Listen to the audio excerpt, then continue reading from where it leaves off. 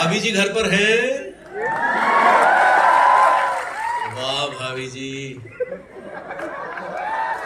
क्या लग रही है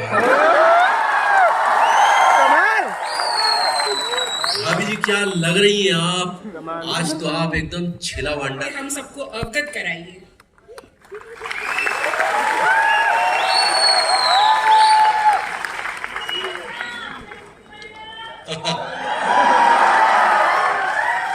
बहुत बहुत शुक्रिया मेरे सभी उपस्थित मित्रों, मेरे फैन, आप सभी का तहे दिल से शुक्रिया अदा करता हूं जिस गर्मजोशी से आपने मेरा स्वागत किया।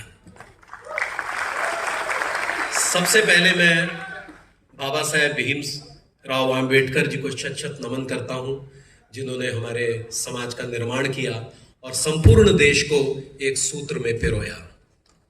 मैं प्रोफेसर संजय सिंह जी का बहुत शुक्रगुजार हूं, जो कि वाइस चांसलर है और मेरे बहुत बड़े फैन हैं। ये जानकर मुझे बड़ा ताज्जुब हुआ।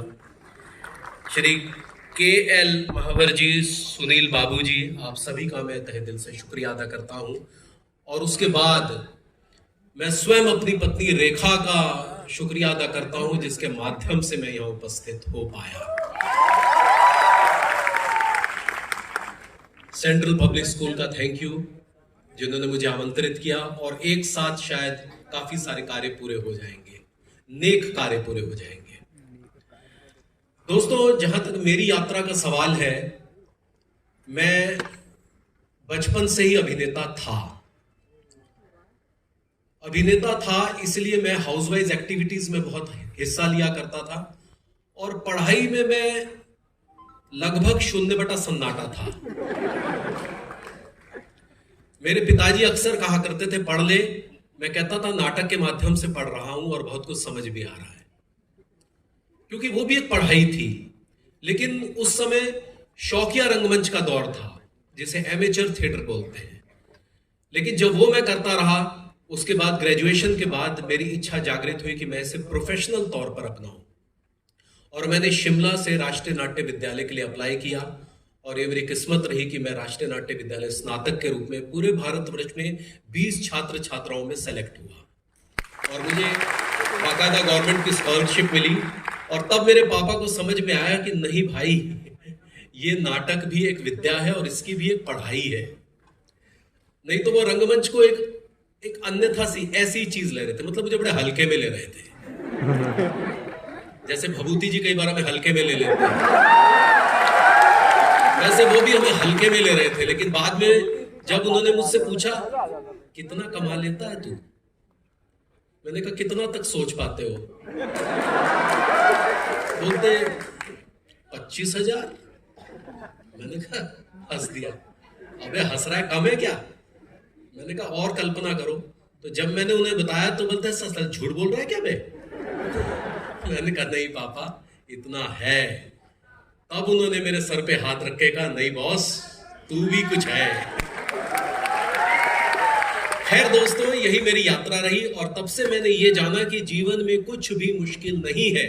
और यही मैं आप लोगों से भी कहूंगा, सब कुछ पॉसिबल है, सिर्फ आपको वो सपना देखना है और अपनी पूरी शिद्दत के साथ उसकी तरफ अग्रसर होना है।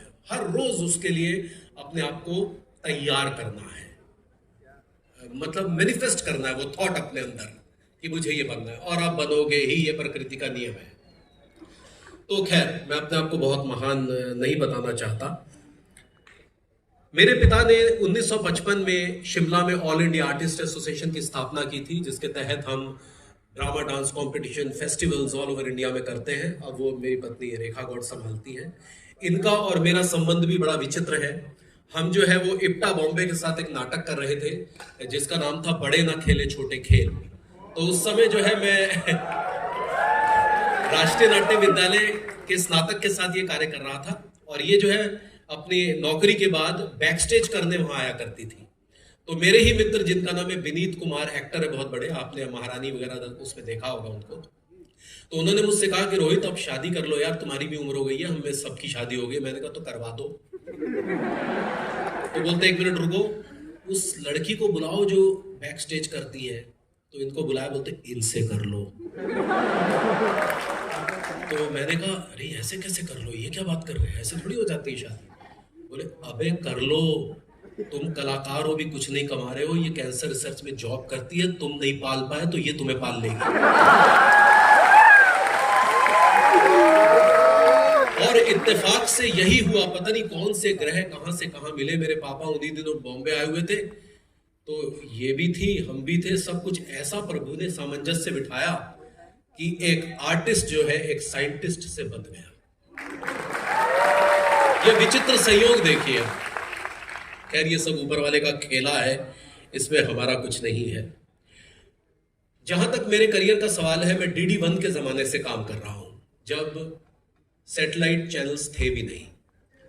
उस समय मेरे बहुत सारे सीरियल्स, जैसे कश्मीर की प्रॉब्लम्स को लेकर बनते थे कमीशन सीरियल, जिसमें फिरदौस और तनख्वाह जैसी छोटी छोटी टेलीफिल्मों से लेकर वेद व्यास के पोते, और उसके बाद फिर जय हनुमान जैसा कि था, उसमें गोस्वामी तुलसीदास का किरदार निभाया था, बहुत पॉपुलर हुआ था।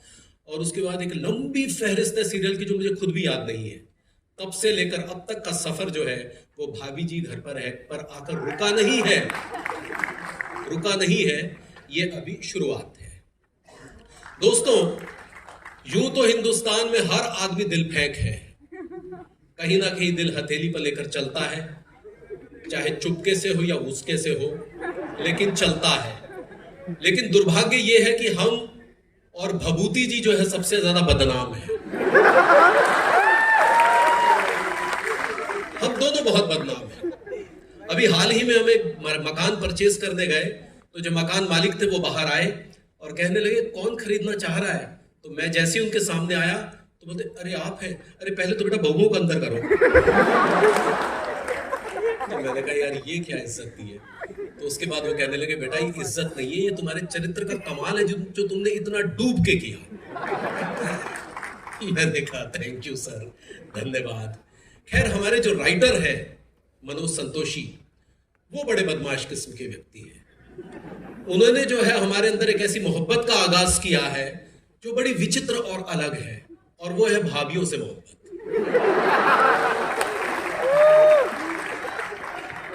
मतलब कहीं ना कहीं पुरुष जो है वो कुछ ऐसा तलाश रहा है जो अपनी पत्नी में नहीं है। तो मनमोहन तिवारी को अनीता भाभी में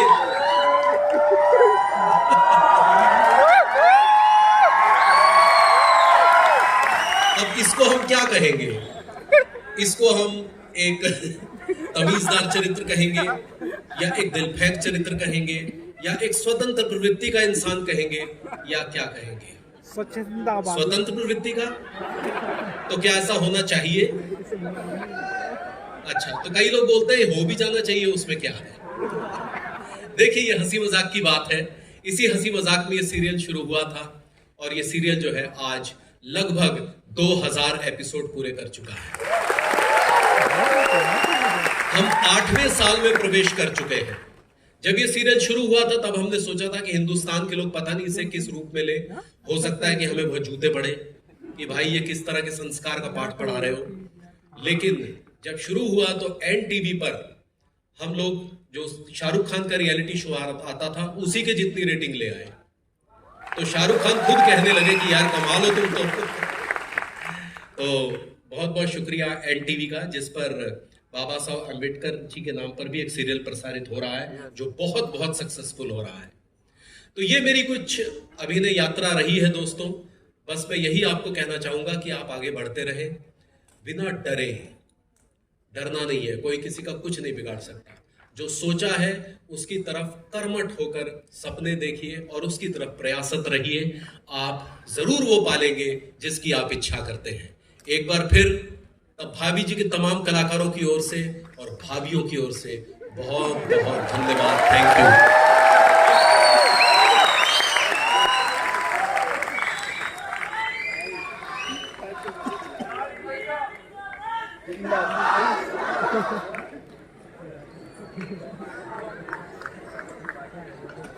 आप चाह रहे हैं कि मैं भाभी जी का एक डायलॉग बोल दूं?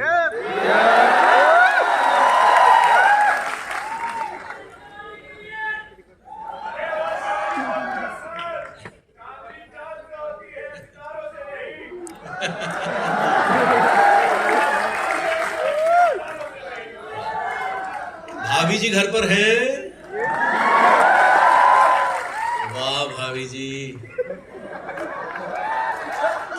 लग रही है। भाभी जी क्या लग रही हैं आप, आज तो आप एकदम छिला वांडा लग रही हैं। भाभी जी अगर लाइट चली जाए ना तो मोमबत्ती तक जलाने की जरूरत ना पड़े। क्या तिवारी जी आप भी, हाँ भाभी जी क्या हम भी। शुक्रिया।